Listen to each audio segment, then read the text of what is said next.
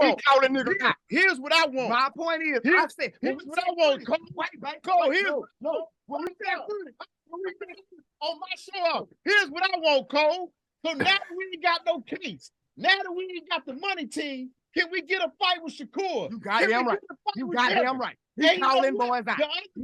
He calling. I want you to answer this, Cole. We're gonna get started in a minute. He's gonna be all right. This dude got me going. He got me going. He called out Bud Crawford. How you feel about that, Cole? He's gonna be Crawford fan. He gonna whoop Bud Crawford. He's gonna be everyone. He's gonna be everyone.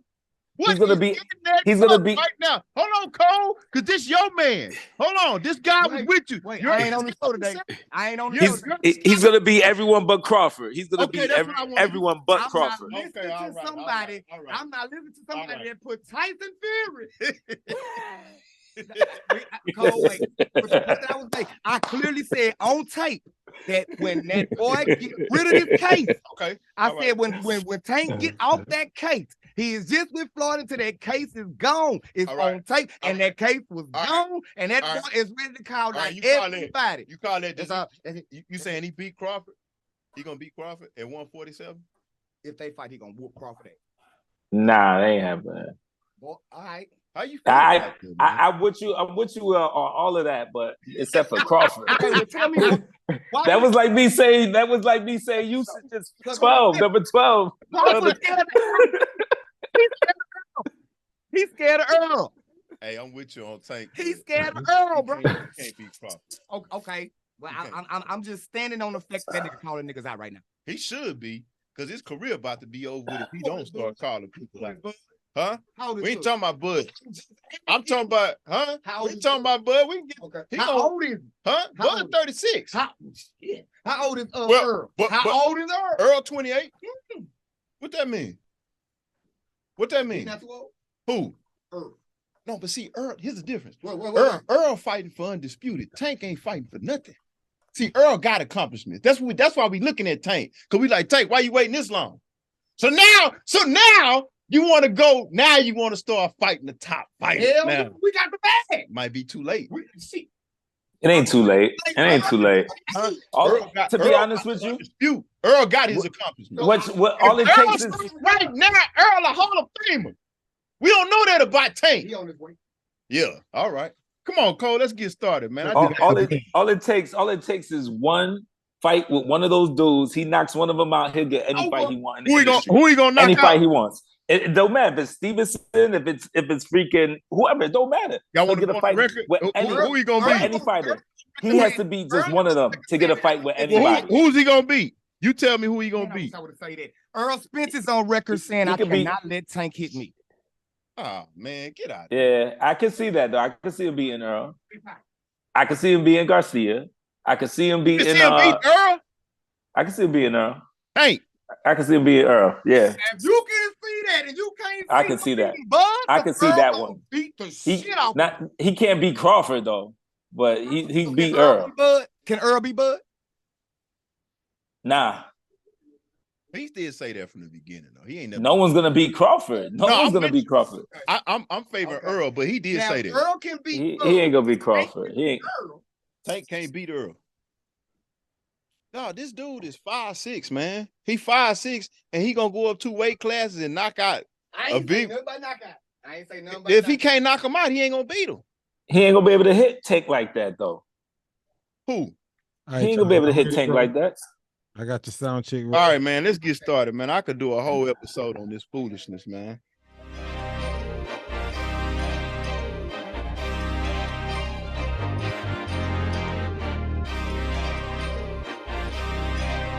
It's not bullshit, okay? It's real talk, it's facts.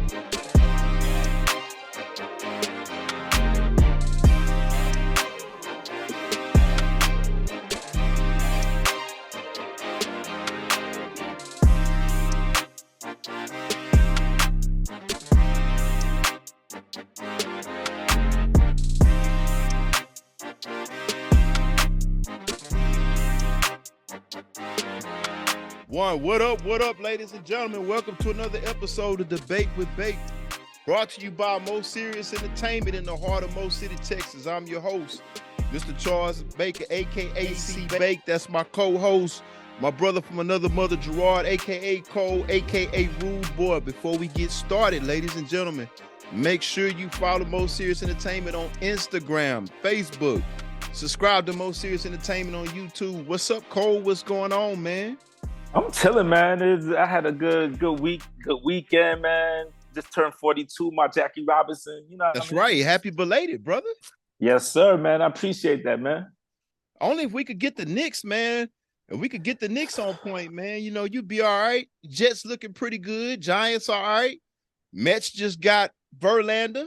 You know, yes, sir. All over the top. So Yankees just re-signed Judge. Yankees just re-signed Judge. So it's not so bad in the Big Apple, man. I mean, you know, the Knicks are the Knicks. You know, Brooklyn's horrible too. Brooklyn's horrible too, but you know, I think the Knicks still have a shot to get to the playoffs, but we'll see, man. We'll see. Yeah. It's not quite as bad. It's not quite as bad, man. I think y'all got to start lowering y'all expectations, man. Like, it's been a while. Y'all got to be patient, but we know y'all not patient in New York City, man. Y'all want to win. Y'all want to win now. I get it. That's the big city draw, man. But we learning in Houston. The Astros have taught us that when you start over, it's not completely over. So y'all got to have some patience. Yeah. Y'all got to. I don't know, man. We've been patient for I've been patient for 42 years. Never seen a championship. Got robbed by the Houston Rockets. We all know that shouldn't have been a chip. Wow. And then freaking we lost to the Spurs because Patrick Ewing got injured, and then we were undersized against them. State of Texas is just doing us dirty, man. Like, y'all known for beating New York teams. I could give that up to you. I'm glad you finally said that after all these years. Like, we do own it, you know. But it's all good, man. Let's kick this episode off, man. Let's go into the boxing world because this is one of your favorite fighters, and I want to do this topic because you have always backed this dude. I have too, but you have been 100% right on this. But want to talk about Tyson Fury, man, just coming off another TKO victory over Derek Chisora. I think I said that right. But this is the third fight in that trilogy. Of course, Fury won with a technical knockout, stopping Chisora. You said this a lot of times, man, and I want to bring this up. And kudos to you for this. I was kind of leaning a certain way for this, but I mean, Tyson Fury, man, I mean, is it safe to say, was it even debatable that is he the best heavyweight of this generation? I think he could be. I mean, do you consider him the same generation as Vladimir Klitschko and all them? Yeah, well, and I'm glad you said that because he's the one that took the belt. Was it Vladimir or Vitaly? I thought it was Vladimir. It was Vladimir. I think it was Vladimir. But both of them are getting towards the end of their career. I feel like it wasn't when they was in a prime. That's why I can't. Go ahead. That's why I don't know if I can say he had a better career than them just yet. Because I hate to see people fight when it's the end of their career when they should retire and take away the lust of how good they were. Like, I hear what you're saying, but let's not get it twisted. Let's give Fury his credit in the sense that, you know, Klitschko reigned for like 10 years. Yeah, that's great division. So for Fury to come in, I mean, and dethrone him, I mean, hey, that's big. You know, that's real big. So that's why I'm kind of surprised that you would say that. I know you've been backing Fury from day one, but I mean, go ahead, add to that. You're about to elaborate. Go ahead. I actually respect the win. Don't get me wrong, but I don't want to devalue Vladimir for the simple fact that I feel like he was dominant for those 10 years, and he fought him towards the end of his career. You get what I'm saying? Yeah. Okay. So I get that. It's hard for me to take. Okay. Let's play 2K a little bit in boxing. So if we let's take, do you think Fury is in what years do you think that Fury was in his prime? Do you say between now and maybe 2020? Let's take prime Fury against prime Klitschko. Who do you think wins? Klitschko was so dominant, man. He was so dominant.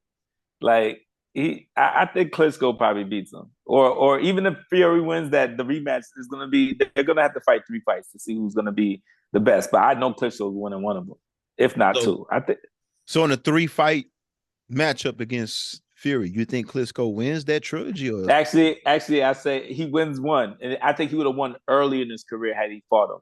But overall, through the body of work with Fury and what he would have probably experienced throughout, adding on to his fights about by fight 25, I'll probably give it to Fury because I never seen someone look so unathletic like a dad bod, but freaking is unbelievable when it comes to maneuvering in the ring. I mean, and he takes some shots. And you said that. You said that from the beginning. That's why I posed this question because, I mean, to me, Tyson Fury represents skill.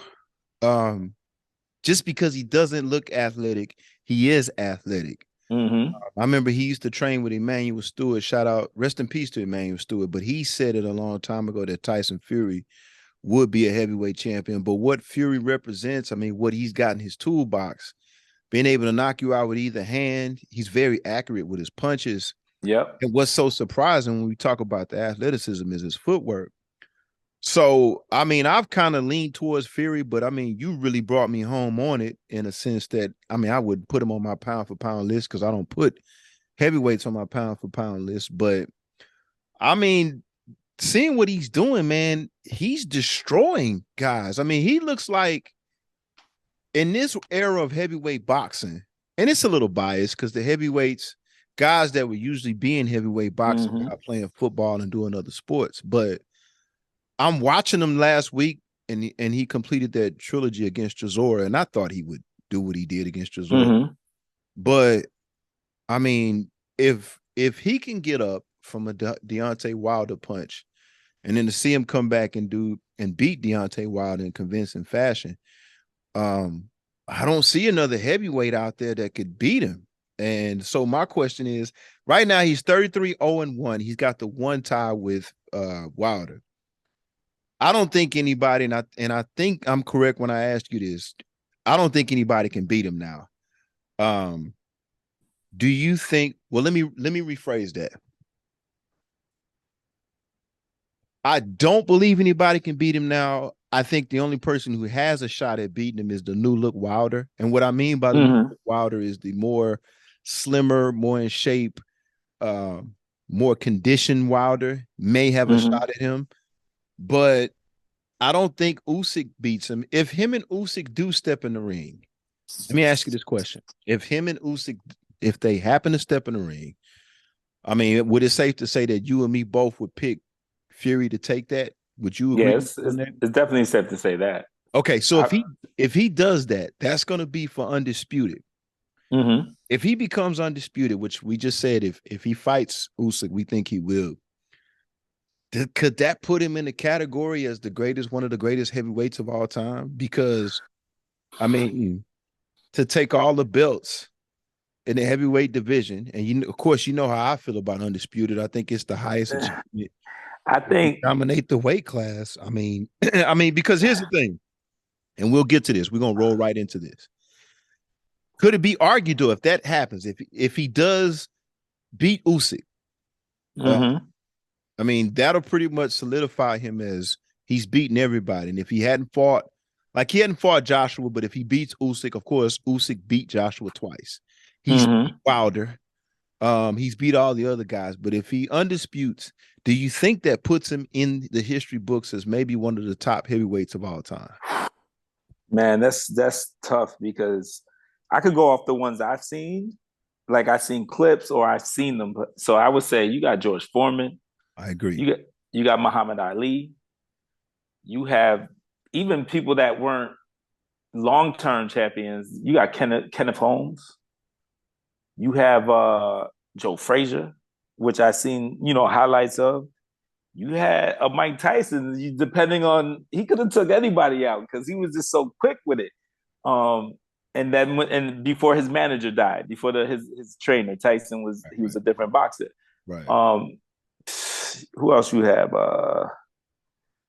Okay, so many of those guys, because I'm glad you said those guys because I got that written down in my notes. And Holyfield. Right. And Lennox Lewis. Right. There was a couple other boxers that would have gave him a go for it. Right. Okay. So if he does undispute, let me put it to you like this. And I got this written down, and you said it. Ali, Foreman. I've got, of course, I don't think he would be better than Ali. Nah, he definitely wouldn't be better. I don't think he'd be better than Foreman. Maybe Lennox Lewis, maybe Holyfield. But let's play matchmaker. If you take prime Fury, let's say Fury does undispute. Do you think Fury could beat Ali? No, right? No, I don't think he can. Ali in his prime, Fury in his prime, we say Ali, right? Let's say George Foreman. Does he beat George Foreman? Nope. Okay. Mike Tyson. He can if he gets old version of Tyson. But prime Tyson. Prime Tyson, he'd probably be too scared to step in the ring. He probably, he just beat people off the fear factor. That's how Tyson moved. But Tyson was quick. Yeah, like it was just that you had to hit Tyson. I don't know if he'll be able to take some of Tyson's body blows or any of those, because you gotta remember Tyson hit different. He hit different. But does Tyson hit harder than Deontay Wilder? That's the thing, Deontay Wilder. I think he hit harder than Deontay Wilder. You think Tyson, so? Yeah, I don't think anyone ever hit harder than Tyson. And I don't think everyone had a quick twitch like he had when it came to hitting people. Okay, so I'll say this. I think what you're saying is correct. I think Deontay Wilder hits harder than Tyson. I just think Tyson had more speed and skill to go with his power. I can say that. He was, that's fair to say. He wasn't sloppy. Right. Because I think George Foreman hit harder than Mike Tyson, but I think Larry Holmes too. So excuse, I said Kenneth Holmes, but it was Larry Holmes. Right. I think, I don't know, man. What I'm seeing from Fury, and again, you kind of surprising me because I'm seeing what you're saying. Like, I mean, him being able to move, and he's accurate with his punches. He's smart. I mean, he's aggressive. He's aggressive. He grabs, he holds, he pushes. If he undisputes Gerard, I have to put him up there. I have to put him up there behind Ali, Foreman, maybe Lennox. I don't know if prime Tyson beats him, because you got to remember, Tyson was 5'10". Fury is like, I mean, he's 6'8", and he doesn't get hit. He fights defensively well. Yeah. Like think about this, if he's able to get up from Deontay Wilder, and we've seen with Deontay, I think Deontay Wilder, the only other person that hits hard as him, and I'll go on the record and say this, is George Foreman.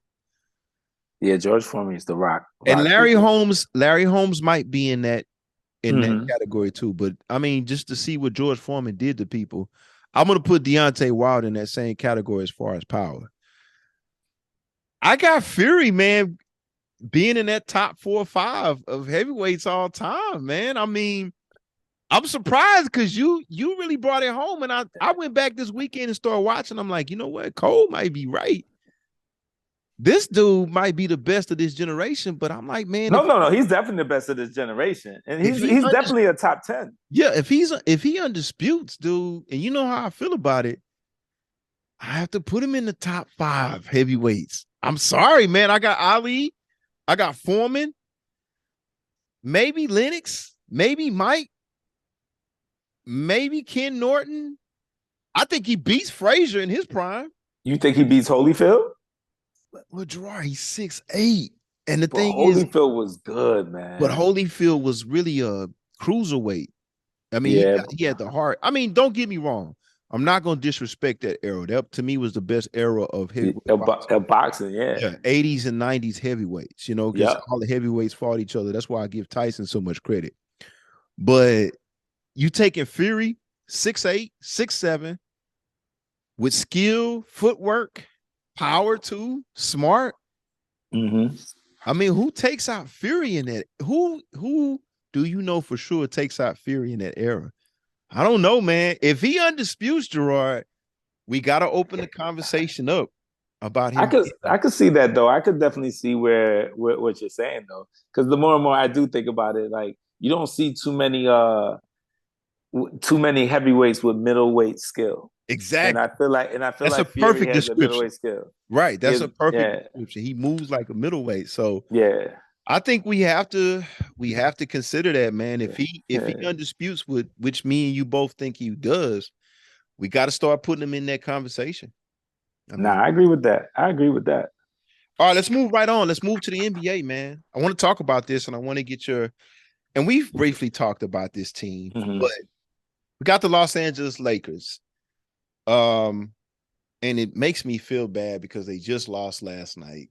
Lord Jesus. But they lost to a good team. I think we start giving Cleveland their flowers. But but Davis left the game like in the first quarter or something. And that's what I want to get to. Man. So the Los Angeles Lakers are 10-13 now, 12th in the West, 5th in the Pacific. In 10 games, and I'm talking about the games before last night versus Cleveland. They've gone 8-2. Now, we've known all the media coverage that they've gotten about them being underachievers. They were currently, previous to last night, they were currently riding a 3-game winning streak. Check this out. Anthony Davis, who just won this past week, and I think Durant won too. I think Anthony Davis won the Western Conference Player of the Week, and then Kevin Durant won the Eastern Conference Player of the Week. But coming off, previous to last night, a 55-point performance, 17-rebound performance in the win over the Wizards. In the last, I want to say 9 or 10 games. First of all, let me rewind. He's averaging 28.6 points a game with 12.6 rebounds, okay? Check his, I want to read these stats, the last 9 games. Previous to last night, ladies and gentlemen. Game 1, and that's the start of this 8-2 record I'm talking about. Within the last 10 games. Game number 1, 37 points, 18 rebounds, 60% field goal percentage. Game number 2, 38 points, 16 rebounds, 4 blocks, 62% field goals. Game number 3, 30 points, 18 rebounds, 3 steals, 63% field goal percentage. Game number 4, 37 points, 21 rebounds, 5 blocks, 64%. Game number 5, and I'm almost done, 25 points, 15 rebounds, 3 blocks, 77 field goal percentage. Game 6, 25 points, 13 rebounds, 4 blocks, 60% field goal percentage. Game 7, 27 points, 12 rebounds, 3 blocks, 53%. Game 8, 44 points, 10 rebounds, 3 blocks, 66%. So the least he's averaged in that span of games, and I only gave you 8 games, I apologize, but the least he's averaged is 25 points. He's had double-digit rebounds. Check this out. The lowest he shot field goal percentage within that span is 53%. He's averaged nothing under 3 blocks. And so, Cole, when I look at this and I look at the success of the Lakers, and we talked about this before, right now within that, and you brought it up last night that he didn't play the second half, and I do think that was a reason why they lost that game. But right now, he's leading the team in scoring at 28.6. He's averaging double-digit rebounds. His field goal percentage is nothing less than 50%, 53% rather. Right now, to me, he's showing, and tell me if you agree with this, because they beat Milwaukee within this. He's more skilled than Giannis. I think we agreed on that. He just hadn't showed it. He's more skilled than Giannis. He's been the best player on the floor. And I want to talk about that in terms of I'm comparing Giannis because I'm seeing that Friday night game that the LA went to Milwaukee and they pulled that big win out. But to me, in that game, and it kind of tells about this little winning streak that they had, or these streak of games that I'm talking about. I felt like he was the best player on the floor Friday night, period. And I'm saying over LeBron. I know you agree with that, but I think he was better than Giannis. I think right now, if he continues defensively, I think he's the lock for the defensive player of the year. But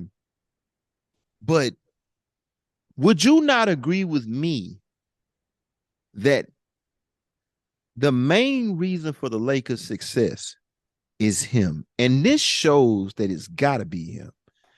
I mean, you've made the case about LeBron. I don't necessarily agree with you, but when I'm looking at this, you're saying that LeBron's 20 points is not that impactful. I don't agree 100%, but reading this, I could see where your point is starting to come out, because I feel like if he's playing like this, not only does the Lakers have a chance to do something in the playoffs, make the playoffs, but they're winning because he's the best player on the floor. Yeah, could I give you an example of what I say impactful? You notice how there were certain sections of the game last night where you just saw Donovan Mitchell take over. He just grabbed hold and said, you know what, my team needs me. I'm going to give him this. He just made it happen. I don't think LeBron can turn that on and off anymore when he wants to. I think he can have those moments, but I don't think he could go in every single night and say, oh, this is a 5-point game. I got to match what Curry does. Curry's going to score 10 points this quarter, and we need 12 to win this game. I'm going to score those 12 points. I think he can have that game because he's hot. Or I could think he could, have that game because, he's feeding off of Davis, and he only has to be good for 2 minutes out that game and dominating for 2 minutes. But I can't see LeBron doing that anymore. Like, I haven't seen him do it. Well, I disagree in the sense that, again, I don't think he wants to do it. And I think, what we're talking about as far as Anthony Davis, again, I go back to what I'm saying when I watch the Lakers. I think the Lakers built this team, and LeBron agreed to have this team constructed so that what we're seeing in these last 9, 8, 10 games from Anthony Davis, that's how the team is built. I think LeBron wants to play the role of the supporting cast. I still think I don't think he wants to. I think he knows. I think he knows that's starting to turn into his role. I think we're saying the same thing, but in two different versions of it. But I'm saying LeBron's accepting it. But you're saying you don't think that LeBron can do that. I think he can. I just think I think he prefers for it to be the way it is right now. I'm telling you. A prime example is when Davis was out this season. LeBron wasn't taking over games. He wasn't saying, I'm going to carry this team to 3 or 4 victories. Okay, but do you don't think he can or he won't? Because we're saying something different. I don't think he can. I don't think he can. I think he can do it for a game or two. I don't think he can choose what game to do it or when he wants to do it. See, that's the difference of the old school LeBron. That's the difference of Michael Jordan's, of Shaq and Kobe's. They could go into a game any given night, and Kobe would be like, you know what, I'm going to score 60 on you. Tell the opponent and score the 60. I'm going to come in here. I'm going to win this game and dominate, and no one's going to be able to guard me. I feel like LeBron was like that before, but now I don't think you have to double LeBron anymore. I don't think you have to schematically over-scheme for LeBron anymore. You do got to scheme for him, but you don't have to over-scheme anymore. You over-scheme for Giannis. You over-scheme for Curry. You over-scheme for people who are in their prime. I'm saying I don't think LeBron is in prime anymore. I think he's a top 10 player. I think he's a top 10 player, not a top 5. I think he's a top 10 player, and I don't think he can take over and win games on his own. I think if it was a game 7, I don't have confidence that he's going to be able to turn it on and outplay Curry or outplay Durant or outplay Ja Morant or outplay Luka. I don't think he's going to outplay them. I mean, I disagree. I mean, I think. I hope I'm wrong. I think for the sake of how the team is built, I think he's accepting this role. I think he can. I mean, he's still averaging 26.1 points a game in year 20. He's still averaging 8 rebounds a game. He's still averaging 6 assists a game. I mean, you can get on here and say, you in the same breath will say he's a top 10 player. Well, one of the characteristics of a top 10 player is being able to take over a game. You can't be top 10 in the NBA. And he can. I just admitted that. And I said he could take over a game. He just can't tell you which game he's going to take over anymore. He's going to take over games sporadically. We might play the next 10 games and he takes over 2 of them. I mean, I disagree. Again, like I said, I disagree. I understand where you're coming from. Yes, he's not the guy. LeBron can win 10 games on his own. You could go into the next 10 games, no matter who you play, the old LeBron, and believe you're going to come out there with the win. and believe he's going to give you anywhere between 30 and close to a triple-double, but an impactful 30 that makes you win. I don't look at them like I don't sense any fear. If I had to play the Lakers actually, I'm asking to play the Lakers in the first round because I don't think LeBron can dominate like that. Okay, but you don't think, and then we'll get back to Anthony Davis because this relates to Anthony Davis, but you don't think, when you say old LeBron, which LeBron are you talking about? Are you talking about Miami LeBron? Are you talking about first Cleveland LeBron? Pandemic and before LeBron. Anything before the pandemic. I think these last 2 years. So you mainly talking about the second stint with the Cavs. No, I'm talking about anything before pandemic. He was right. So you're talking about, okay. So let's examine that, because that's why I'm saying I think that reinstate of kind of, talk brings my point to light. Pre-pandemic LeBron. Mm-hmm. Let's start with the Cavs, the first stint with the Cavs. Mm-hmm. Fresh out of high school. Well, you know what? That's not a good example because he was young. Let's talk about Miami LeBron up to this point. So Miami LeBron, you got him on a team with who? Wade and Bosh. And how many championships they win? 2 or 3? I think they won 2. I think they went to 3 and they won. They won 2. They won 2. They won 2. They went to 3, but they won 2. Yeah. Okay. And he won 1 in Cleveland and 1 with the Lakers. He has the score. Right. So this is my argument. And you may not agree with this, but I just think at Miami, his role was different. Mm-hmm. And what I mean by that, his role was different, is that he was brought on that team to be the number 1 guy. Now, you could say it was Wade.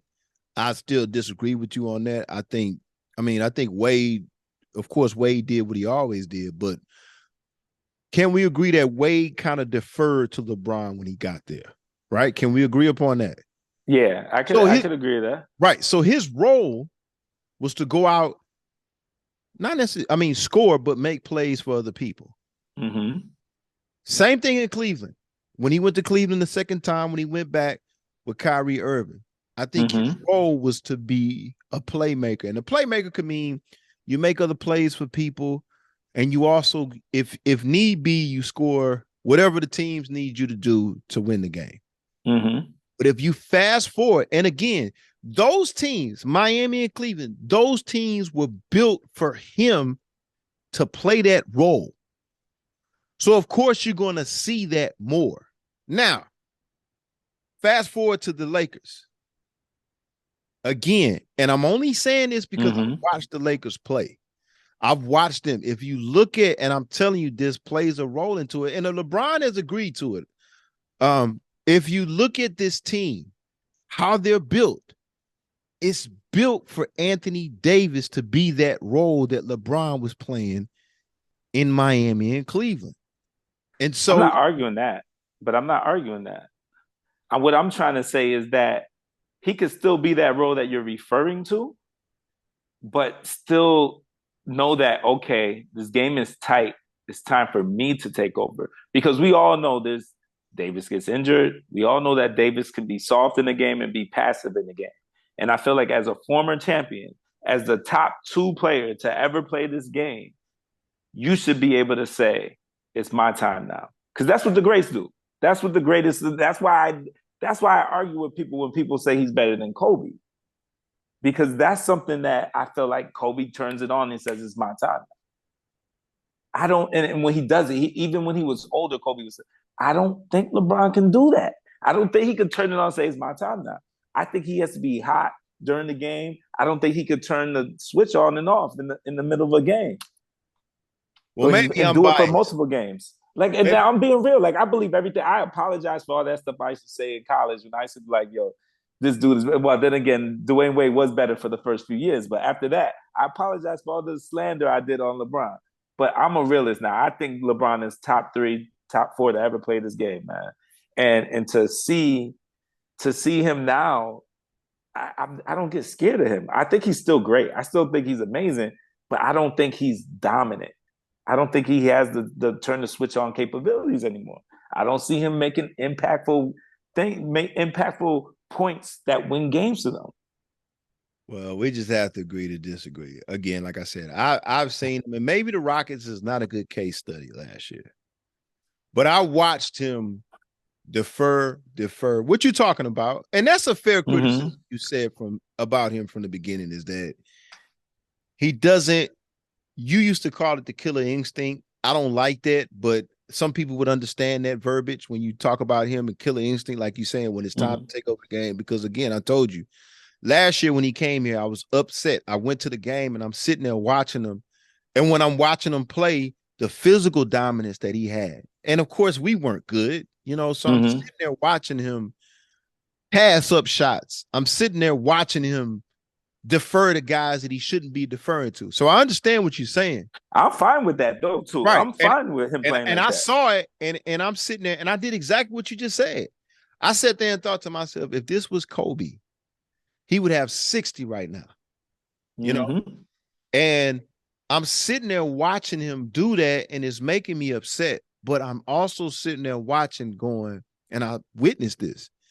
I saw him in the fourth quarter say, okay, body language and all, to say, okay, since nobody else wants to do this, I'll do this. And there was absolutely nothing. Now, good again, the Rockets are not a good case study, because if me and you got in shape, we probably could beat the Rockets. So I'm not, I don't want to overblow my example, but when I sat there and watched him, he can turn it on. I just think, I always tell you this. I think he's Magic, whereas Kobe is Jordan. But even Magic turned it on. But Magic, but even when Magic got in his career older, what did Magic do? He would still turn it on though. Like he would want this shot. If it's a close game, you felt like you're in the game with him. I don't feel like that with LeBron no more. I don't feel like I'm in the game with him. But Magic would defer when it came to last second shots. But what I'm saying is that, yeah, he would defer when it came to, but leading up to that, he was making all the plays that kept them in the game or to get them the lead or whatever. LeBron, I don't see him making all the plays no more. Like, I just don't think I watched a whole bunch of games this season. I'm sitting here, I'm like, when you watch Ja Morant go down and score 14 straight points, and he played the night before, he turns it on just because they get him mad or something like that. I think LeBron scores and does his thing, but I don't see him have those impactful points where like, yo, team, we down 8, it's the fourth quarter, it's my time, I'm going to turn it up and I'm going to carry it. There's no sense of urgency. There's something missing there, man. And to me, I just feel like he just he can't do it. I don't agree, but he don't even play defense like he used to. If you watch him, he kind of nobody plays defense, Gerard. I mean, come on, man. Like you play for Tom Thibodeau, you play defense over here, man. That's why y'all winning, right? Exactly. But back to Anthony Davis. That's what I'm saying. And again, this is what I'm saying about LeBron. I'm telling you, when I watched that team play, and I watched it up close and personal, and LeBron has agreed to this. And that's why I think they had this 8-2 streak, is that when you see Anthony Davis playing like this is why the Lakers win. He's average. Like I said, within this streak, he only had the lowest he scored was 25 points, and he's double digits rebounding.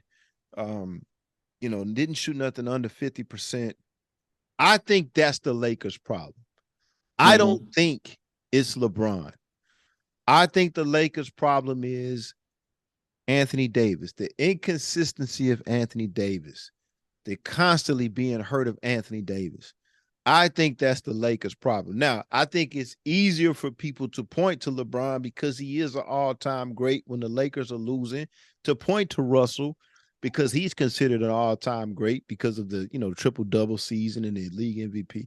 I think it's easier to point and say, because these guys are not doing what we used to. That's what you're saying about LeBron. Some people say the same thing about Russ, that he's not doing what we used to accustomed to see him doing.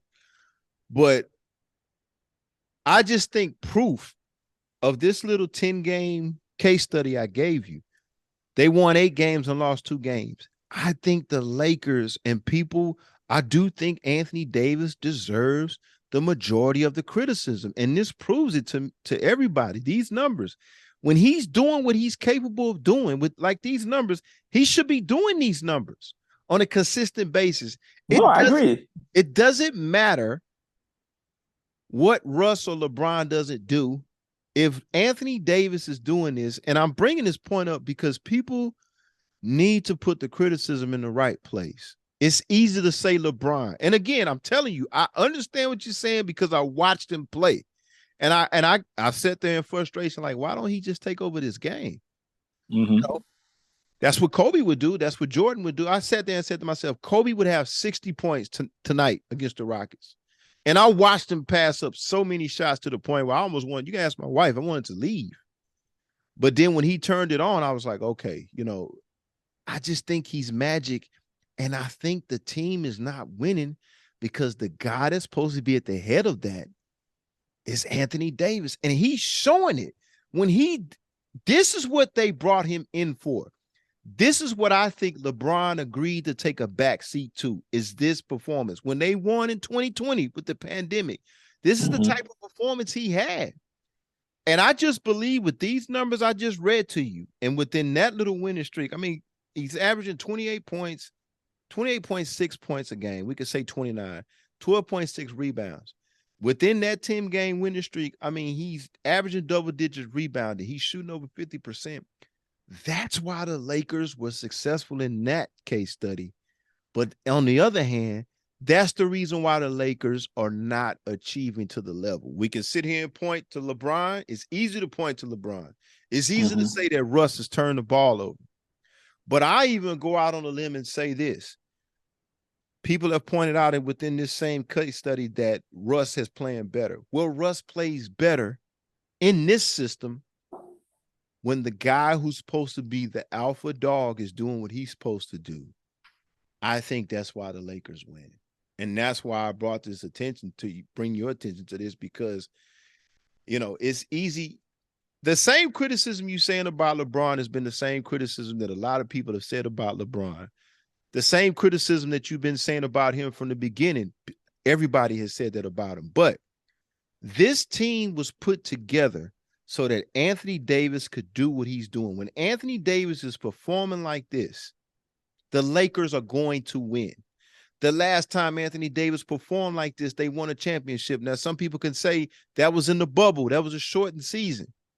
But I'm telling you, by me watching the Lakers play without Anthony Davis and watching the Lakers play when Anthony Davis is not at his best. And when I mean at his best, I'm not talking about his injuries. I'm talking about his effort. What I see in this case study is his effort. This little 10-game streak that we're talking about was his effort. How? Double-digit rebounds a game. 3 blocks a game. When he's doing what he's capable of doing, I think he's better than Giannis. Some people ain't going to agree with that. 5 minutes, 2 minutes.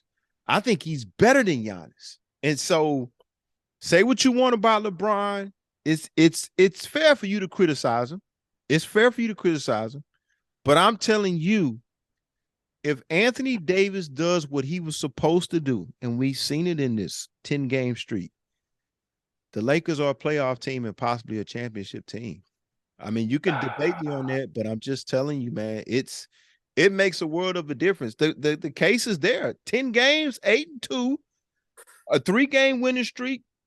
And they had multiple winning streaks within, I think, 3 games, and they lost 1 game. But can Giannis do anything with him when he's scoring 55 points, 17 rebounds? Can anybody in the NBA do anything with Anthony Davis when he's playing like that? Giannis had a good game that game, too. He had like 47 or something like that. But Gerard, what was the outcome of the game? They lost. And they lost on their home court. And you just told me that LeBron, his 20 points a game don't mean nothing. Okay, Russ did okay in that game. But the determining factor in that game was Anthony Davis. When Anthony No. I agree with you. I don't think it's anybody that can do anything with him. Where I disagree, I don't know if I could disagree, because I see where you're coming from when you say that he couldn't be the best player in the league. Because I think what separates him is he's a better shooter than Giannis. Yes, I don't think. I think don't. skill wise, he's better. I still don't think he's a better defender than Giannis. I don't think he's more of an athlete than Giannis, and he hasn't shown me the durability of Giannis. And Okay, I'll take availability. athleticism. I'll give you athleticism and durability. I would take availability over absence, and I feel like in being a dependable player, I feel like he's been over a longer period of time, and he's been a better player. And you're proving my point. That's what I said. The criticism, and I get tired of everybody pointing at LeBron and Russ. I'm telling you, you're making my point. You 100% right. Giannis is a better athlete. Giannis is more durable. Of course. That's why Milwaukee wins the championship. That's why Milwaukee is always in the hunt for a championship. But you know why? The same reason why Milwaukee is in a hunt for the championship is the same reason why the Lakers are failing, because Milwaukee's top guy is there.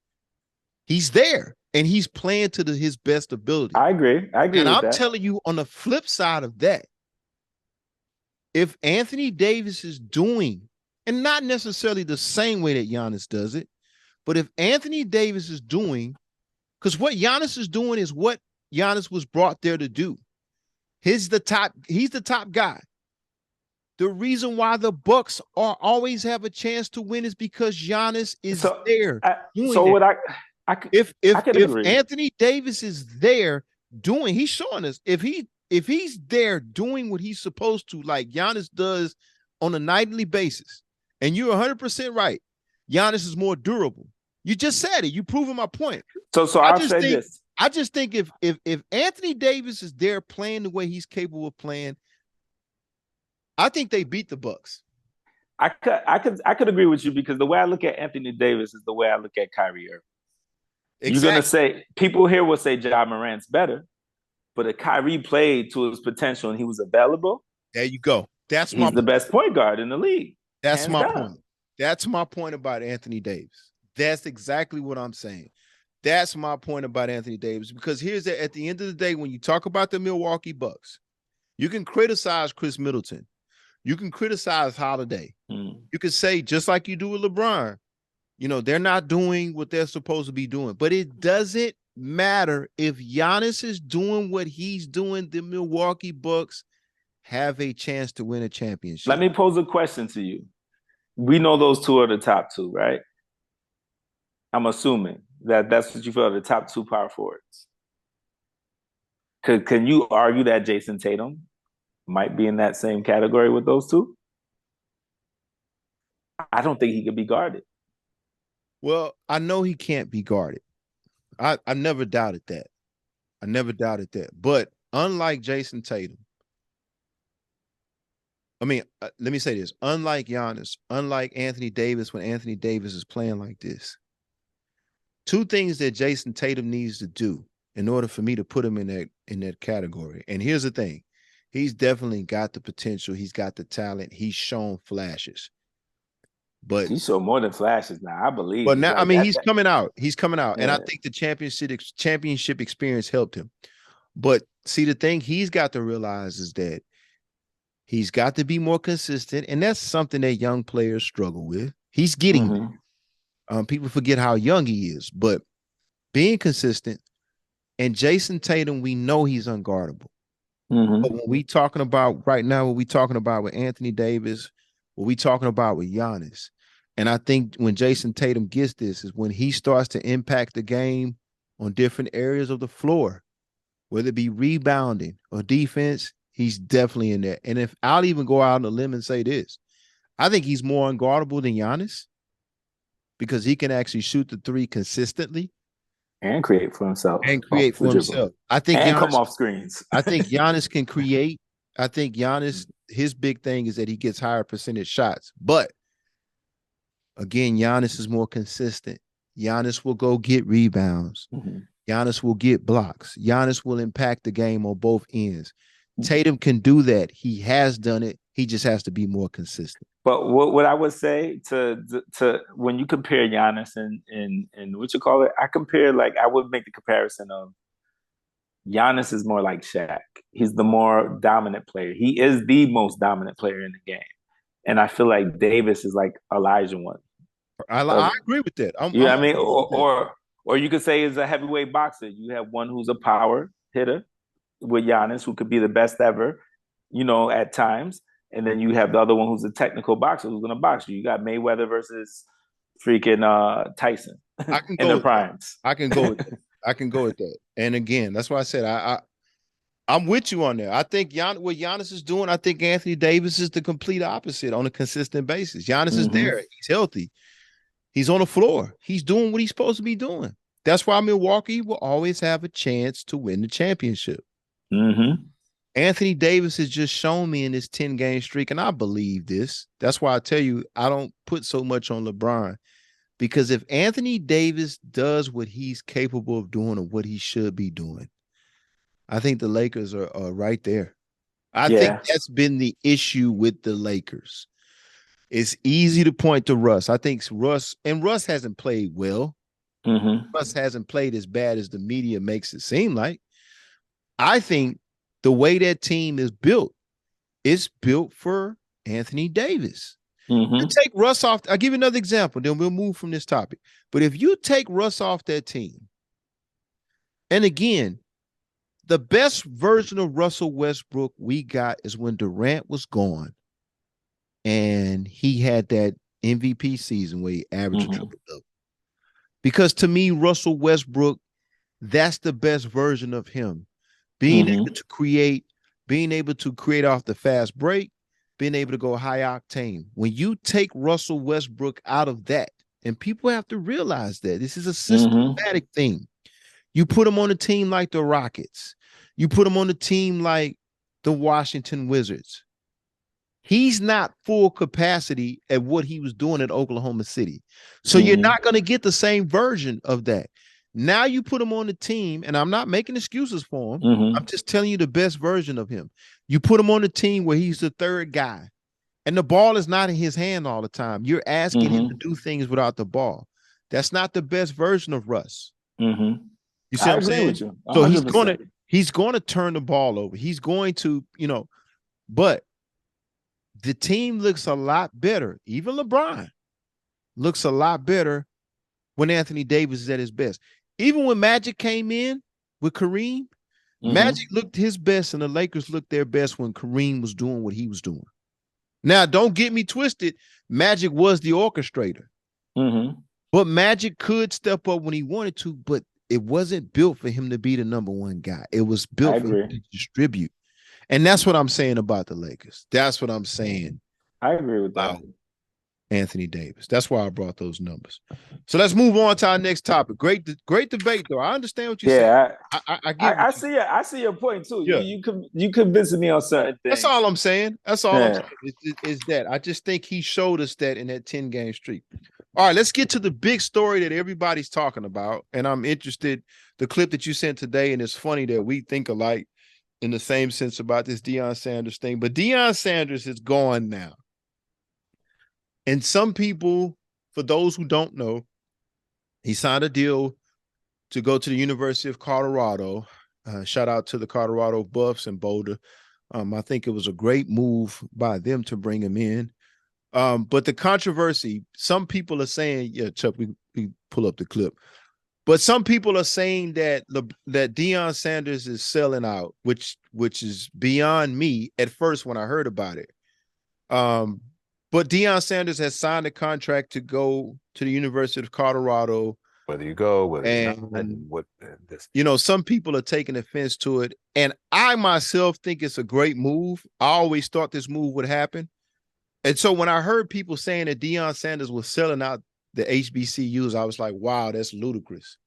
But my wife, who went to a HBCU, was trying to explain it to me, a different version of looking at it. But you sent the clip today, and I've got that clip today from Bomani Jones. For those who don't know, Bomani Jones is notorious for being in the media for sports. He has a pretty sensible take on things, but he went on CNN, and we're going to play this clip for you right now, when he posed another view of the Deion Sanders situation that made me kind of reconsider how I thought. And then, let's me and you talk about it, but let's play this clip just to see why can't Deion Bomani Jones on CNN. be with who he wants to be. Oh, he can go take whatever job he wants, but when you come into the first job and sell the idea that you are going to be the savior of HBCUs and you are going to raise the playing field, not just for Jackson State, but for everybody else, and you're going to do it because God told you to do it. He said that. Yeah, he said that. He explicitly said that God sent him to do this. So then when you leave, yeah, people are going to ask questions about what exactly it was. Now, I don't go into the sellout place necessarily, but I do think, he's the monorail salesman from The Simpsons. He went in, he sold the big dream. Now, if you paid any attention, you knew the dream he was selling wasn't possible. It was not an achievable one that he had, but he sold it and he got people to believe it, and then he chucked the deuce and left. So you know Shannon Sharp. Let's talk about this topic, man, because I'm not invested. My wife went to a HBCU. We all know that it's there's issues in terms of, a lot of people feel like, the HBCUs have been pushed out of the whole athletic, situation in terms of getting the best athletes. Mm-hmm. The story is Deion Sanders goes to Jackson State and he sort of turns it around. Now, he has minimal resources available to him, and he starts to do things, and this is important that we highlight his experience. Of course, Jackson State is in Mississippi, and they're limited on resources. So he goes in with the swagger that Deion has. And what I mean by that is Deion is a all positive. He's a man of faith. He's a man of belief. And we'll bring JT in on this too as well, because he also graduated from HBCU. But he goes in, and with limited resources, he's able to get things available to this program that wouldn't be given to them if he wasn't there. For example, he made a deal with American Airlines to have his kids travel, whereas if he wasn't there, the average HBCU would not be able to do. Now, Deion is able to do that because of his celebrity status, his years of playing in the NFL. Some would even say that he was one of the best NFL players of all time. So he's using that celebrity status to achieve that. Then he turns around, and for his kids, he wants his kids to dress up on game days in suits. So he makes a call to Michael Strahan, who has a suit line, which is a buddy of his. He's able to get that deal in place. Then a lot of things that people don't know is he's able to take some of his own money because he played pro football and fund that program. Whereas if they had to rely completely on Jackson State, some of those things would not be made possible. Okay. So back to the clip where Bomani Jones is saying, and if I'm saying the young man's name wrong, forgive me, y'all, but I think it is Bomani Jones. But he's saying that you go in, and in particular, he's talking about Deion Sanders, saying that you're the savior, you're going to do this for this program, and then all of a sudden you leave. And prior to that, I was a little bit upset that why would people say that Deion is a sellout? And that's because I understand the coaching experience. For me, when I look at Deion Sanders, and I understand exactly what he means in terms of, well, hey, I'm here at Jackson State, but I've got other coaches that I've got to take care of, meaning that some of his coaches, because of the HBCU financial budget, they're not able to get paid what they'll be able to get paid. So he's looking out for those guys to take care of their families. But if you look at that community of Jackson State and that whole HBCU experience, Deion comes in. He's bringing all this attention. And when you look at people who go to the HBCUs that they've never had this attention, what he was doing was changing the culture of HBCUs. Many people, and I think this is kind of like what Bomani Jones is alluding to, many people are saying, why start this and not finish it? Why start this? Why not let it advance to another level? For example, for me, myself, Jackson State, I would enjoy to one day wake up and see Deion take Jackson State over to Alabama and beat them. because I felt like he was starting to advance to that where the program was going to eventually get in there. He's getting 5-star athletes to come into Jackson State. So I kind of understand that. Why not finish that, Deion? Why not continue that? Why not give Jackson State 10 years to where not only you started this job, but now the program is at another level? Because it kind of seems like, and I'm going off that clip and I'm listening to my wife, it kind of seems like he started this and then he just kind of let it go. But at the same time, some people say, and I understand what he's saying, he's got to take care of his coaches. You got guys working there with families who can barely get by. And to be truthful to it, Deion also said in a 60 Minutes interview that if a Power 5 offer came open, he would entertain that. But let's talk about this, Cole. How do you feel about this? Because, again, I understand why not finish this thing. In my honest opinion, I think that he's done more for HBCUs in football to bring visibility to it than anyone possibly could have. And I think he was giving up half his salary. That's one thing. So he's telling you, one, I'm passionate about what God has brought me here to do, and I'm going to show you by giving him half my salary up. Not just that, I'm going to bring the type of visibility and be able to recruit 5-star recruits. So now I'm bringing in a different set of student athlete that's interested in coming to HBCUs and starting to understand why HBCUs were created. And I think that is deeper than just the football aspect to it, because now people do the research on HBCUs. I have more students in my schools talking about, I want to go to a HBCU because they heard of Deion, because they heard of it, because of the pandemic and all the things that were going on. I think that addition alone is gives him a pass when it comes to him leaving early, in my opinion. That's one. Two, that shows the type of man that he is to say, I brought this staff on and I want to take care of them and I want to go somewhere else, to take care of them. I think he was transparent in all his interactions. I think that he was a man who walked with integrity throughout the whole entire situation. And I don't think that it's fair for us to criticize a Black man who becomes successful and wants to do even more and do better with a bigger platform, because that bigger platform, if he's promoting Christ, can promote Christ on a bigger level. That bigger platform could promote Black coaches on a bigger level. That bigger platform could bring more integration of Black coaches in that conference, because I think I was looking at a picture today. He's the only Black coach in that conference, from my understanding, or something like that. So there's a lot of different things that he's doing and that he had that impact, because now I still believe you're going to see more 5-star athletes going to HBCU, but more importantly, I think you're going to start seeing more prominent coaches, even ones that don't get hired in the NFL, going back to HBCUs and establishing themselves. And that's a good way. It also is a good place for coaches who've been messing up in the public eye to come back and get visibility by going to a HBCU and doing what Deion did. If someone doesn't like it, it's because they're hated because they couldn't do it. Well, let me bring Jason in, because Jason went to a HBCU. Indeed. And so he would, I agree with you, Cole, but I also understand, that's why I'm bringing him in, is that somebody who actually was in the HBCU culture. Jason went to Wiley College, for those who don't know, down in Southeast Texas, famous school. If any of you watched The Great Debaters, it was about that particular college. Right.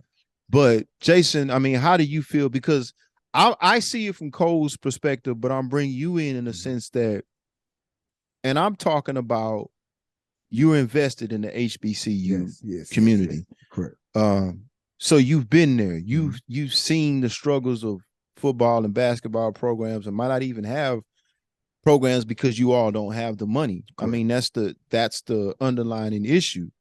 But I mean, how do you feel about this situation being from a HBCU? And I'm glad you said it like that too, because it's going to make sense. Now, first, what we have to understand as an HBCU is we already feel as though we're being neglected, but we also feel as though we have the athletes to be a part of the big picture. All we really needed was what Prime said that he was going to do, which is bring attention to the HBCUs to let it be known that the HBCUs are a force to be reckoned with. We really needed that push to show that our students, our athletes have that push. That's one. We got that out of him. Now, because of the teams that he played, the way he played them, and in the manner of when he showed up, he made sure that every school that he went to had everything they needed before he pulled up. Okay, so that strengthens the schools he played as well as his school that he was at. Secondly, what you have to understand too is Prime understands that by him being at Jackson State at an HBCU, the other HBCUs, especially the coaches, are looking at it now as, man, with Prime at an HBCU, we're definitely going to have a struggle playing them. Also, we're not going to have the same things that Jackson State has.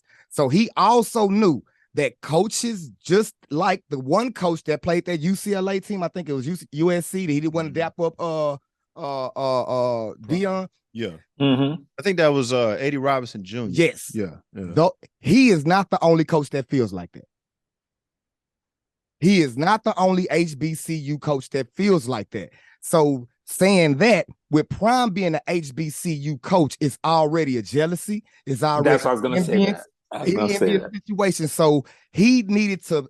He did exactly. He exposed why HBCUs are not getting along. He exposed why HBCUs are not getting things. And he also exposed the fact that if you get a Prime type of coach at an HBCU, they're going to be hated on like this. And they're also going to be treated like this when they play big schools. So he exposed that point. Now, that point is other HBCU coaches that don't want him there due to the fact that they think they're not going to get the same privileges. That's two things now. He exposed HBCUs to show that there's different athletes. Also, what I wanted to bring up is everything that he put into place for Jackson State will still be there. Now, I want to talk about that because here's the thing. That's one of the things I want to talk about. I'm glad you brought that up. And I mean, let's be realistic. Much of the success, and I think this is on Jackson State. And Cole, I really want your I agree with 100% what you're saying, but I'm glad Jason brought this point up because here's the thing. Colorado State made a great coaching change, and I think Deion Sanders is exactly what you need for a program that is struggling, and he's shown that at Jackson State that he can take a program, not just a football team, but a program.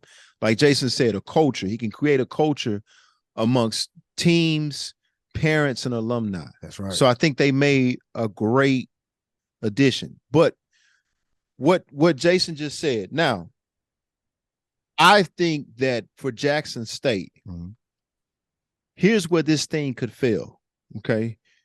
I think Jackson State has to fully embody what Deion Sanders has done, and they need to identify the qualities and the things that he brought to the table. Now, the reason why I say that is because what's going to be crucial is who they bring in next. Because let's be honest, and Shannon Sharp talked about this, and Skip Bayless talked about this. The next person you bring in, nobody's going to be able to live up to what Deion has did. And what I mean by that is Deion's skill set, who he is, who he represents, that is unique to him. Meaning that you can't expect somebody to come in with that type of celebrity. So that's his own experience. But to me, Jackson State has to be very, very mindful of who they bring in next. And I want to open this discussion up a little bit to both of them. Because here's the thing. You got to identify what Deion did. You got to identify what Deion, his qualities that he brought to bring Jackson State to where they're at. Now, where this thing could die is that Jackson State has to take responsibility for bringing somebody in who could continue that, not in the same way, but they have to know how to continue it not being Deion Sanders. And I'm glad you. And it's. I'll let you go because I have two people in mind that I think would be perfect for that job. Well, let's let Jason go and then you talk about that, because when you have two people in mind, I want you to tell us why. because that's going to be key for Jackson State. Who could come in? You may not get an NFL ex-player. You may not get a guy with it. In fact, you're probably not going to get a guy, unless somebody steps up like Deion Sanders, because Deion Sanders is unique. So let's let Jason comment on what I just said. Okay, as far as that goes, what has not been talked about in the media, but has been talked about in Jackson State, in the local news. Right. What people don't understand is that what they're not trying to show everybody because of the fact that it might be biased. But Jackson State and the HBCUs understood that it won't be biased because Deion is going to a different division or a different. Yeah. Right. Deion still gets the interview who's going to be his successor. That's key. That's key. Deion gets to pick or gets to be a part of the pick on who's going to be his successor. And that's smart by Jackson State. And he did that at the very beginning. That's good. He brought that in and that's the thing, that he can't bring it out because it would have said that he's not going to be there long at the beginning. Right. But that's why Jackson State isn't speaking on it, because he already advanced that information to him. I'm coming here not for long. And also what they're not saying is he was low key going in there because he had two people with the same last name as him that came out his nutsack that was going there as well, that weren't being recruited by those others. Okay. So he came in with that clause, like, I'm finna show y'all that y'all passed up on these boys. But to say that, he's going in there with the ability to bring in others. And doing that, he's leaving that contract that he has, that money that he has for coaching, he's leaving that on that table as well. So that means that Jackson State has that same budget. If not more. If not more, because he's leaving. Right. That's smart. That's smart. But he can't talk about that though. Right. And I'm glad to hear that. I didn't know that, because I think that's smart, because I think that was my question tonight is Jackson State has got to get this right, because you can kill this thing if you don't bring the right person. And see, that's what the coach, I'm sorry, I don't mean to cut you off, but the coaches in HBCUs, they know that. They know that his clause was when he leaves, he gets to pick who goes to Jackson State. That's good. That's why they are mad. Like, man, even if you're coming, just the fact that you're coming and you're finna establish all of that. Because what y'all also have to remember is when he goes and say, hey, Alcorn, your facility is not good. Hey, whatever, all of them schools, your facility is not good. Now the coaches that was at those places, they get a pay cut because their pay is the influencing what they can build and structure. So it's just safe to say that it's a lot of pieces to it. Right. Well, he's kind of rewriting what these coaches are supposed to be. That's exactly what it is. He's kind of setting he's kind of setting a landmark. I don't want to say landmark, but an example of what I did, even though y'all probably can't do it to the capacity that I'm doing. You could be doing this. Yes, that's or you could be attempting to do That's exactly right. So he's changing. He changed the culture. The culture of the not coaching. Just football, but the mindset of the coaching. That's right. And recruiting in the HBCU. That's good. That's right. So with that being said, Cole, go ahead, because that's a great segue. Who do you think? You said you got two people that you think would be. Tell us the two and why. I got two people because I feel like these two people, wherever they go, they can build culture.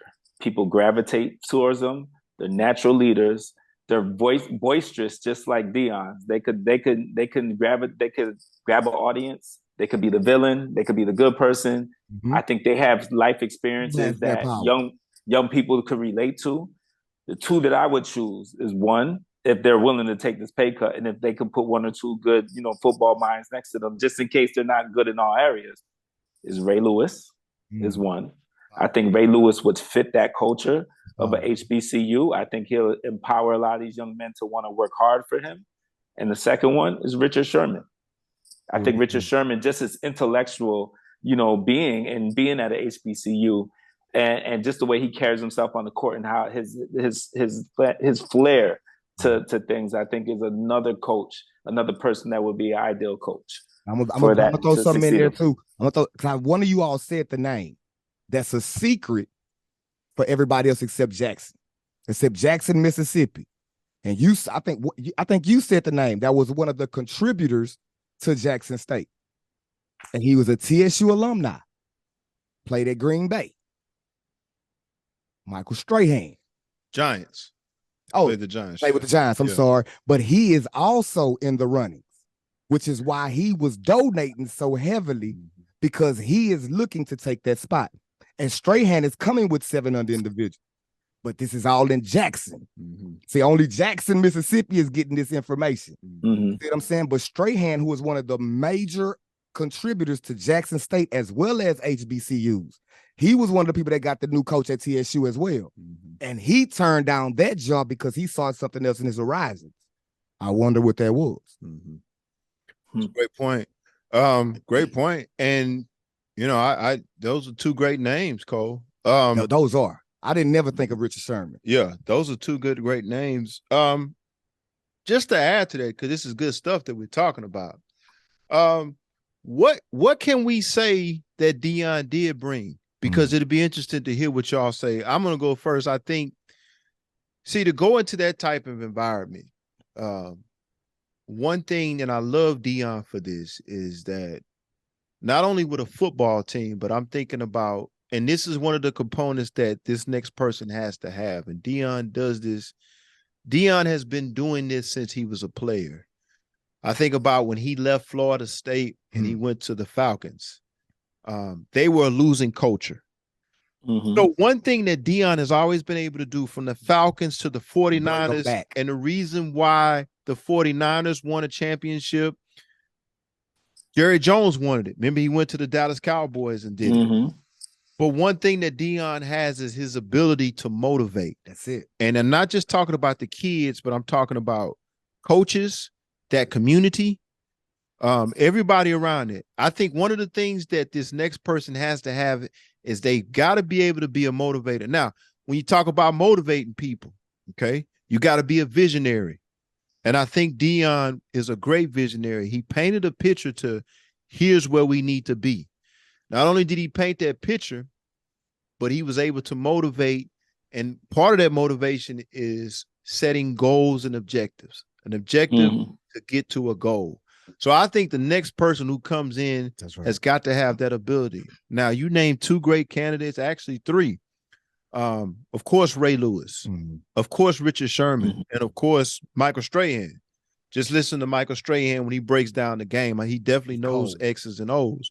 So I think one of the qualities, and he can bring that media presence. Right. And, you know, I think one of the qualities that that next coach has to have is that motivating factor. It's all over Deion. Everywhere he's gone, except when he got old in his career, but everywhere he's gone, he turned the Falcons into a contender.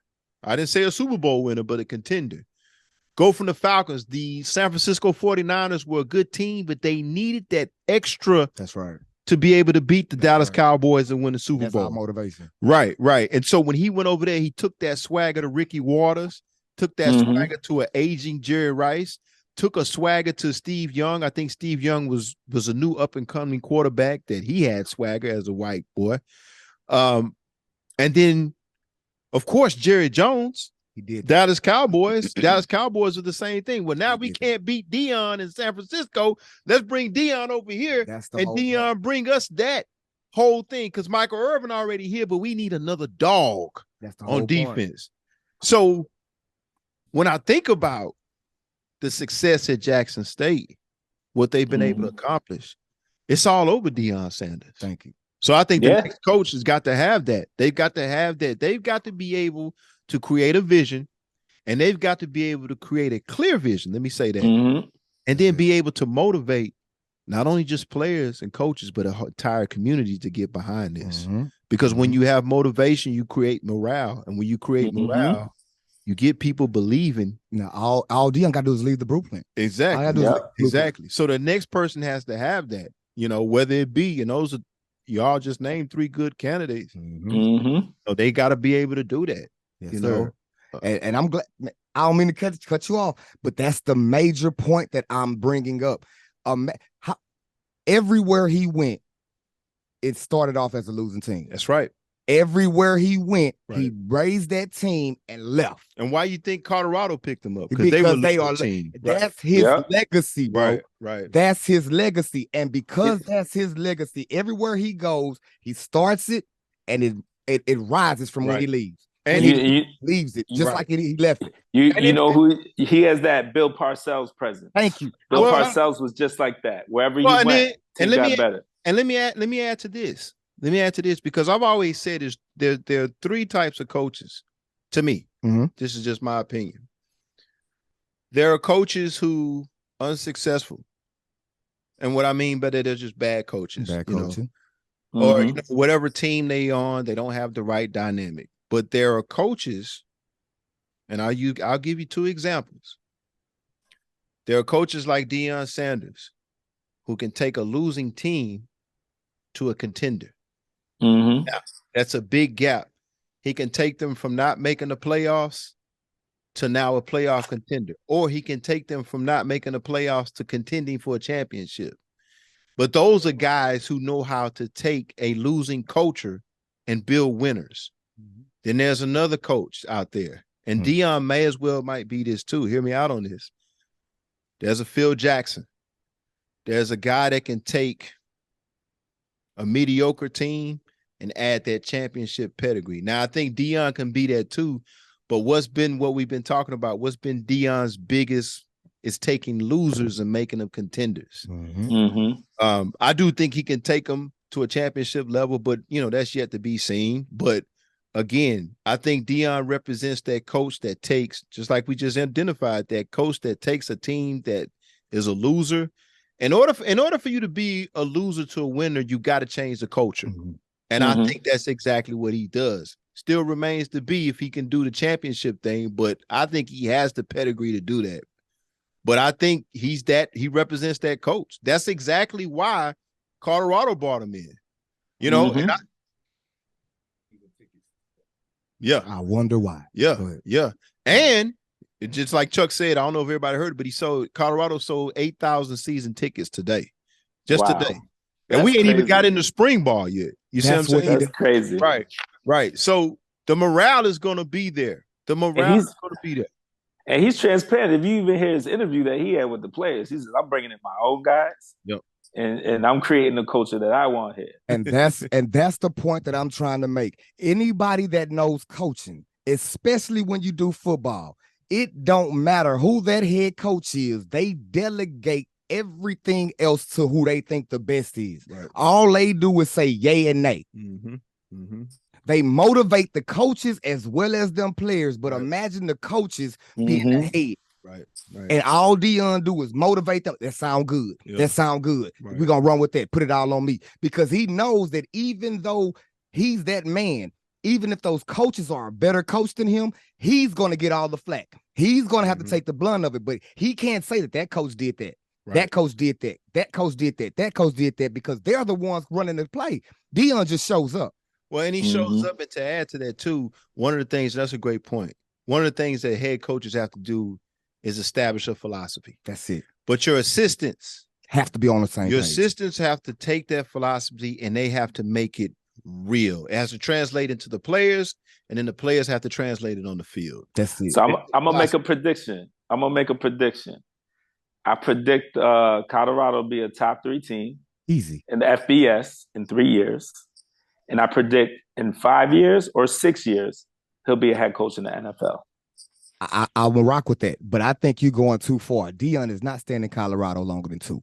You don't think so? I know so. Nah, you usually have to change culture, though. You usually got to change the culture. You got to get your own players in there. And that's what it's going to take. And I'm going to tell you, what we have to remember is what Deion is trying to do is just change the culture. So what we have to remember is, as a black man, as an HBCU vet, is also black students at Colorado State.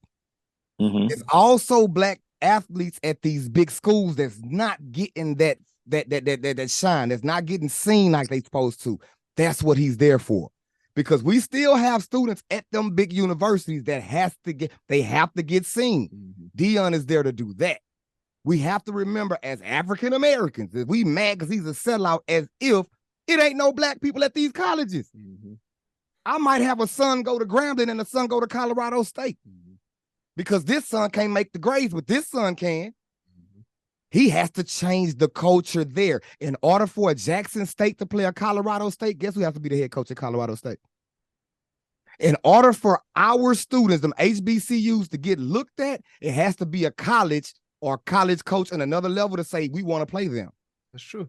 In order for that to happen, Deion has to go there and change the culture, not the football team just per se. He has to change the mindset like, hey, those are not the only schools we can play. Right.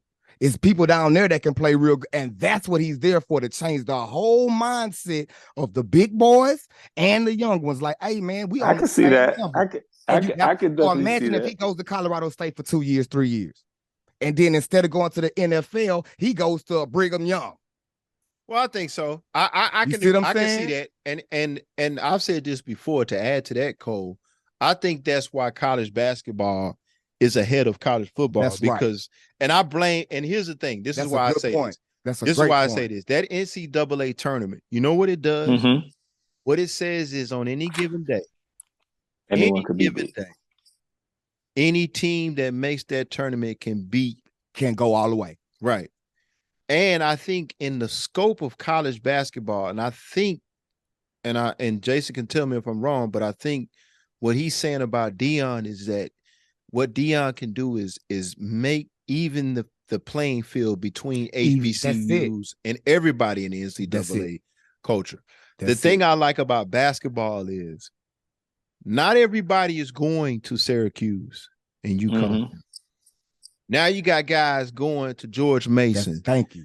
Now you got guys going to U of H. Look at U of H. U of H is number one team in the nation. You know why? Because all the great guys are not going to Texas. That's right. Mm-hmm. Right. Because guys have understood that I can shine anywhere I go. Well, and here's the thing. And you got Neil. And you got Neil now too. Right. And you got to remember this too. How many times have we seen, especially in our era, where UConn has had 8 All-Americans? We just talked about this last week with Michael LeBlanc. We had 8 All-Americans on a team, and only 3 of them are going to play, and the other 3 are going to sit on the bench to their junior year. Well, some guys in the culture of college basketball, this is why I think they're ahead of college football, is those guys are saying, you know what? The hell we're going to UConn.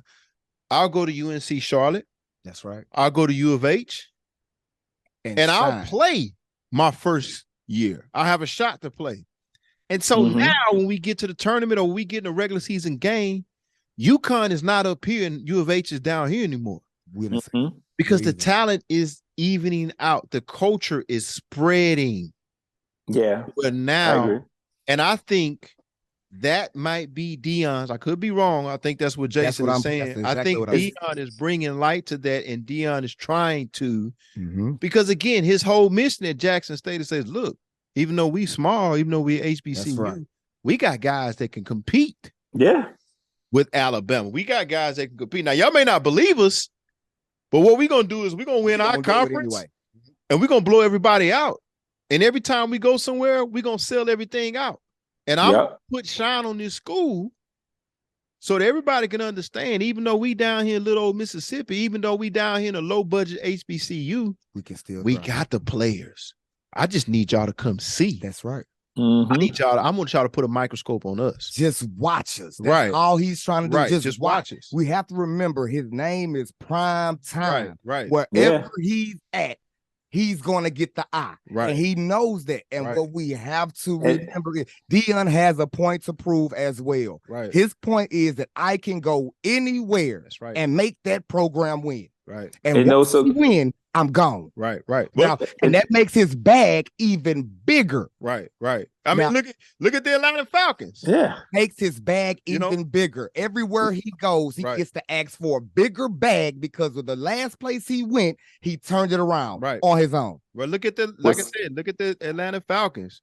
The 49ers. The Atlanta Falcons went from the laughing stock of the league to now you got MC Hammer. The Atlanta Braves. Yeah, the Braves. You got MC Hammer on the sideline. Come on, the bro. Football game. You know, he's doing a dance. He got players, and it bled to the NFL. Yeah. He was the first coach to have a rapper lead the team out. That's right. All of a sudden, Moneybag bringing out everybody. Come on. He's starting a whole Man, and I guarantee he gonna have a rock and roll player in Colorado bringing that team out because he don't care. Mm-hmm. His motto is his theme song is here I go. I heard that. Yeah, that's vintage. I started to play that clip that's too, man. Historic. Yeah. Now watch when he go to Colorado. Whatever the atmosphere there, he gonna rock with that one too. He gonna have Garth Brooks leading the team because that's what he does. He knows. And if we and I'm gonna leave it at this, that understand what we're saying. Culture. Yeah. Culture. Yeah. That is the whole atmosphere of where you're at, wherever he's at. He makes it pop. Right. That nigga had on what you call him at Dallas? He had on cowboy boots.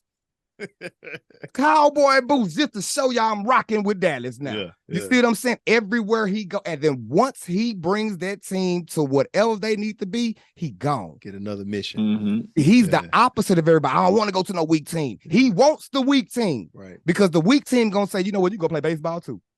And again, just to bring that point up, and then we'll move on to the next one. Excellent point, Jason. But I mean, to me, that's needed in pro sports as well. Mm-hmm. One thing I hate about the NBA, and Cole, I give you credit on this for hate. I don't know if LeBron is the orchestrator of that, but I'm not winning. I'm just gonna go play. I'm just gonna go get on the best team. Mm-hmm. Rather than let's stay here, let's take our bumps and bruises and let's build something. Let's make this a place. One thing I respect about your New York Knicks in the 90s. I do respect this about it. I don't know why. Is that but this is a good point. This is what we're saying. Patrick Ewing for years could not beat Michael Jordan, but he never thought about going in to join Michael Jordan. Yep. He said, I'm gonna stay here and we're gonna figure this out. Now it never worked. But he begged for new coaches. Right. But he took him 7 games a couple of times. Exactly. But again, it was about the coach. It was about, no, we're gonna stay here and we're gonna make this work. Versus now, in particular, I'm talking about the NBA. Yeah. If I can't win, I'm gonna go join the guys that I lost. That's whack. Yeah. So, I mean, hey. But you made that's a good point. But you said it again. It's about Patrick Ewing loved the culture of New York. The Knicks. It was he didn't even go nowhere else and be like, man, I can't do this. Yeah. But after the game, I can't go get me a slice of pizza. Yeah. I can't. They gonna love me as an African over here. Right. Because he couldn't play in Miami. They didn't like Africans back then. Jamaican. I'm sorry. I meant to say Caribbean. Cole might take offense to that, man. Yeah, I'm like, sorry, Cole. My bad, like, where you going? Rude boy. I'm sorry. But what I'm saying is people of other nationalities. Right. If you weren't from Haiti, you ain't gonna hoop in Miami and be comfortable. You know what I'm saying? Yeah. Like he understood the culture. It wasn't just about the basketball, it was about the way he lived his life. Mm-hmm. And a lot of players be looking at, man, I don't care who recruiting me or who wants me to go there. Can my family suffice in Arizona? And if I go play for Utah, am I going to have allergy medicine for my kids? Right. Now, let me say this too, because it's a good point, because I'm going to do a whole show on this next point. We're talking about culture. Mm-hmm. And Cole, I'm going to take a shot at the Texans here. This ain't got nothing to do with you. You understand this. Jason and Cole, they both saying some good points, and we saying good points about culture. Mm-hmm. But I want people to understand this. There's a difference, though. Deion's culture is about results. Yeah. Winning. Yeah. This culture that we got down here with the Houston Texans, we just like the lights. Right. We ain't winning. So don't nobody look at this podcast and go, because some people out there, they heard me talk about culture and I criticize the Texans culture. I criticize the Texans culture. I don't have a problem with culture. Mm-hmm. It's got to be. That's not ours. It's got to be a winning culture, a culture with results. We about money. Not just a culture that, this is how we're going to do. Yeah. We're going to get rid of DeAndre Hopkins because he doesn't fit our culture. That's exactly what it was. You know, he's got all these baby mamas up here and we don't like it. That don't fit the Houston culture. Right. That don't fit our culture. Well, DeAndre Hopkins, I don't care how many baby mamas he got. He's the best receiver in the league. Mm-hmm. We don't care about results. So our results are different. I'm saying that. Mm-hmm. I love culture that produces results like Deion. And you know what? Y'all done got me going on this. We're going to move to the next point, Cole. I know you say I'll be talking too much. I'm sorry. But you know what? I didn't say that. Listen, I'm gonna put this out to Kyle McNair. Wait a minute. Hold on. Whoa. Since y'all ain't winning, because Skip Bayless said it, and I agree, and I hardly agree with Skip Bayless. These are the views of C-Bank. But you know who would be a great coach for the Houston Texans? Anybody? Deion Sanders. Oh my God. We going to the chip. You know who could come in and reverse the prison culture? What's the comment he said? We can't let the inmates run the asylum. Right. You're absolutely right, though. McNair that said that. Well, I want to give a suggestion to the Houston Texans. You tell us as fans that you want to win. You tell us that you trying to put a good product on the field. No disrespect to Lovey because he's a black man. That he was the scapegoat. But y'all was talking about bringing in Josh McCown. If y'all serious about winning, I'm going to issue a challenge out to you all at the Houston Texans organization. If you're talking about winning, interview Deion Sanders. Then we'll know if you want to win. Not the coach. You know what I'm saying? But I don't want to get Bob McNair is one of the good old boys. Yeah, I don't want to get into that. I'm sorry, Cole. It's a Houston thing. Let me stop. No. I feel you, man. You know what I'm saying? If they want to talk about, but they want to talk about winning now, boy. Yeah, they want to talk about winning the Houston Texans. Y'all didn't even interview Bieniemy. Nobody knows why. That's why Deshaun Watson left. He asked y'all to interview Bieniemy. Okay. For whatever reason, and we can sit here and say, well, nobody else took Bieniemy. That's what they're going to tell us. That's exactly what they're going to say. Well, if you're concerned about winning, since you've been losing so long, interview Deion Sanders. False. And matter of fact, Houston Texans, why haven't you interviewed Deion Sanders? It took Jackson State from nothing with no budget to what? They lost 5 games in 5 seasons? Because he will change the culture of Houston. Right. Houston will be like Atlanta. And if that is the case. Right. So my challenge to the Houston Texans, and I didn't want to get on this. That's a good point. But if you're concerned about winning, that's a great point. Why haven't you interviewed Deion Sanders? He's a former pro player. And just like we said on this podcast, and Chuck, you make sure we get this episode out to the Houston Texans if we can, because I'm issuing a challenge to them. Y'all concerned. Y'all tell us that y'all concerned about winning, y'all want to win? There's your case study right there. Jackson State, no budget, no good players. I don't mean no disrespect. No disrespect. No good players. Look where they at now. So, Cal McNair Jr., Houston Texans, you concerned about winning? There's your coach. There's your coach that took a team for nothing. What are we now? 1-9? Oh, be careful, man. We got Cole on the line. 1 tie. We one of the worst in the league. We the practice team. You can't say he ain't got no NFL experience because he's one of the greatest NFL coaches of all time. Because let's be honest with you. You brought in Bill O'Brien. Okay, at least he got some NFL experience. But you were talking about hiring Josh McCown, who has no coaching experience. High school, college, or the pros, and you were talking about giving him a second interview. Because his great-grandparents are cool with Bob Lanier. Exactly. So if y'all talking about winning in Houston, interview Deion Sanders. I'm sorry, Cole, man. I got it. I'll try not to talk about these dudes. If you notice, I don't say nothing about them on this podcast. That was a great point. I got to say that my boy be doing that research, man. Listen. He be doing that research. I don't know. Yo, I can't even be mad at you because the same way you talk with that passion is the same way I talk with that passion about my bum Knicks, man. Exactly. If y'all talking about winning, I don't know, Cole.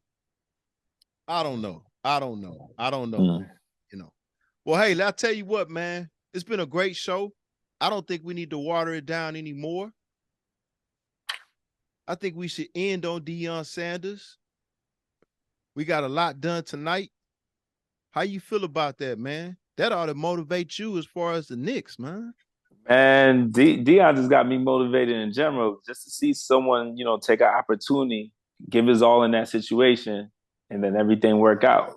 And that's just a testament to what hard work can do for you. That's just a testament to being in the right place at the right time. That's just a testament to walking in your purpose. And I think his whole life he's been walking in his purpose. He knew who he was. He knew his gifts. He's using them to the best of his ability, and everyone's reaping the benefit of it. So, hey, That just summed up the whole show right there. Yeah. Oh man, I Fact. can't say nothing after that. I guess all I can say is this. Cole, that's 100. We gonna leave on that. Hey, it's been real, man. The man just closed out the show. Hey, Debate with Bake from Mo City to New York. We'll catch up next week and do it again. Thank y'all for tuning in to Debate with Bake podcast. I want to thank JT for coming on with us. Stream this on Spotify, Apple, Google, or wherever you listen to your podcast. Please smash that like button and follow Mo Serious Entertainment on Instagram and Facebook. Subscribe to Mo Serious Entertainment on YouTube. Catch you next week on Debate with Bake podcast. I want to thank Cole for always bringing the heat. Want to thank JT as a guest host. We appreciate you, brother. We appreciate your mindset on that. And we out. Debate with Bake. We done. Peace.